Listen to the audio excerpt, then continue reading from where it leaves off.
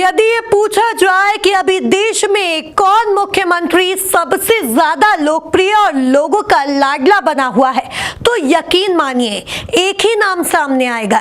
जी हां, और वो होगा उत्तर प्रदेश के मुख्यमंत्री योगी आदित्यनाथ।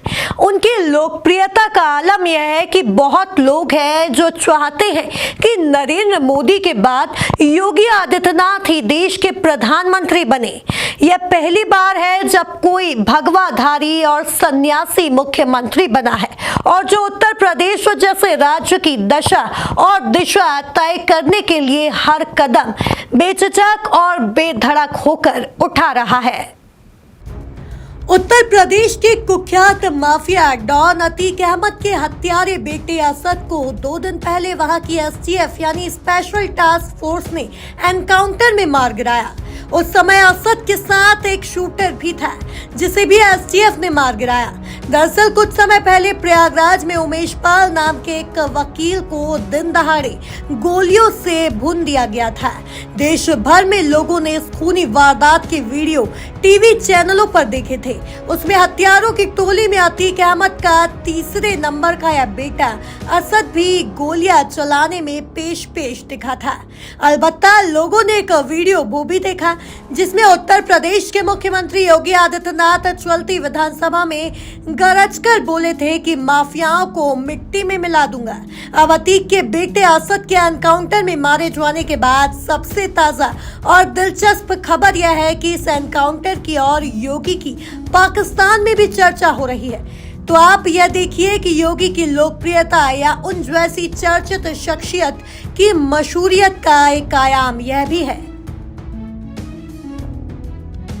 यहाँ बताना लाजमी है कि उत्तर प्रदेश बरसों से अपराधों, सांप्रदायिक हिंसा और एनकाउंटर में होने वाली मौतों के मामले में भी देश के तमाम प्रदेशों की सूची में अक्सर टॉप पर रहता आया है। जाहिर सी बात है, देश के सबसे बड़े और आबादी में पाकिस्तान से भी बड़े इस प्रदेश को तरक्की कभी नसीब ही नहीं हुई।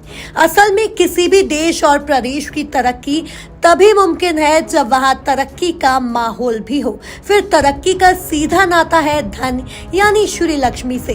कुल मिलाकर यही कि उसके लिए उस प्रदेश में सुशासन सबसे पहली और अनिवार्य शर्त होती है। कह सकते हैं कि उत्तर प्रदेश में योगी आदित्यनाथ ठीक वही करने की कोशिश कर रहे हैं। ओवैसी, अखिलेश यादव जैसे कुछ उस एनकाउंटर से खुद को आहत दिखाने की कोशिश करने वाले राजनेता भी हैं। यह लोग भले योगी के कामों की आलोचना करें, लेकिन यह साफ है कि योगी जी जो कहते हैं उसे कर दिखाते हैं। नमूने के लिए माफिया डॉन अतीक अहमद का किस्सा देश के सामने है। अब तो दूसरे प्रदेशों के लोग चाह रहे हैं कि उनके यहाँ भी योगी जैसा मुख्यमंत्री हो। हालांकि किसी प्रदेश में मुख्यमंत्री चाहे कोई हो और किसी भी दल का शासन हो, मगर प्रदेश में कानून का राज कायम करना एक जरूरत भी होती है और जिम्मेदारी भी। सबसे बड़ी बात यह है कि तरक्की का इससे भी सीधा संबंध है। इस प्रदेश में अनेक भाषाएं और बोलियां हैं, लेकिन योगी और उनके तेवर सबको समझ भी आ रहे हैं और पसंद भी। जहां तक एनकाउंटर की बात है, तो इसके पहले इसी उत्तर प्रदेश का एक और एनकाउंटर देश भर में चर्चित हुआ था। जी हां, वो था कानपुर के विकास दुबे का एनकाउंटर। तब देश ने पहली बार जाना था कि गाड़ी को पलटाकर भी एनकाउंटर होता है। वो कुख्यात विकास दुबे अनेक पुलिस वालों की हत्या के बाद भागा था। बाद में उज्जैन में महाकाल मंदिर के पास से उसे पकड़ा गया था। तब उसने एनकाउंटर से बचने के लिए चिल्लाकर सबको बताया था कि मैं विकास दुबे हूँ, कानपुर वाला।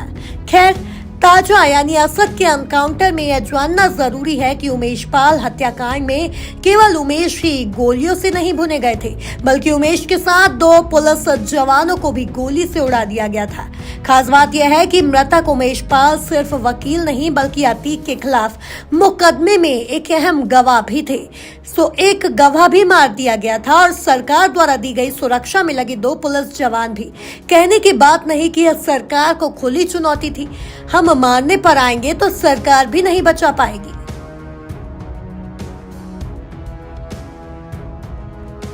यूपीएसटीएफ के एडीजी अमिताभ यश इसे दूसरे ढंग से कहते हैं और उनके विचार जानने समझने लायक है। जी हाँ, वो कहते हैं उमेश पाल हत्याकांड एक तरह से प्रदेश के पूरे क्रिमिनल जस्टिस सिस्टम पर गंभीर हमला था। पुलिस सुरक्षा के बावजूद यदि गवाह को इस तरह मार दिया जाए तो आगे कौन गवाही देने को राजी होगा। बेशक एडीजी की बात में बहुत दम है। प्रयागराज को उत्तर प्रदेश की न्यायिक यानी जुडिशियल राजधानी भी कहा जाता है। खैर असल में उत्तर प्रदेश जातिवादी राजनीति के लिए भी जाना जाता है। इस प्रदेश से हिंदू धर्म का विशेष नाता है। आप देखिए, भगवान राम की जन्मस्थली इसी प्रदेश के अयोध्या में है तो भगवान कृष्ण की जन्मस्थली मथुरा भी यही है। संत वाल्मीकि और तुलसीदास सहित कई महापुरुष यहीं हुए। फिर अत्यंत प्राचीन और प्रसिद्ध काशी विश्वनाथ के साथ अन्य कई प्राचीन व प्रसिद्ध मंदिर भी यहीं हैं। बता दें कि वाराणसी यानी काशी दुनिया के सबसे प्राचीनतम शहरों, जी हाँ, दुनिया के सबसे प्राचीनतम शहरों में से है। ये अपने आप में बहुत बहुत बड़ी बात है।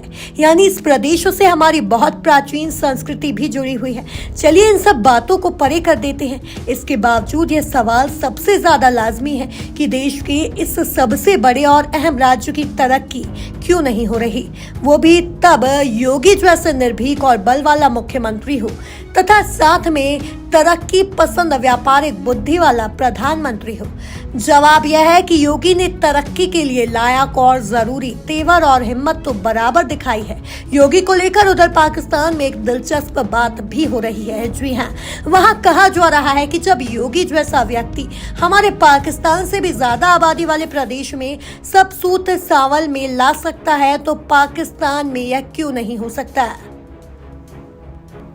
बहरहाल राजनीति की बात करें तो उत्तर प्रदेश में परिवारवादी राजनीति या शासन को बुरा नहीं माना गया और बहुजन समाज पार्टी जैसी घोर जातिवादी पार्टी को भी वहां के लोगों ने चुना। ऐसे में योगी ऐसे एक बहुत मजबूत विकल्प के रूप में सबके सामने आए हैं जो निर्विकल्प मालूम होते हैं।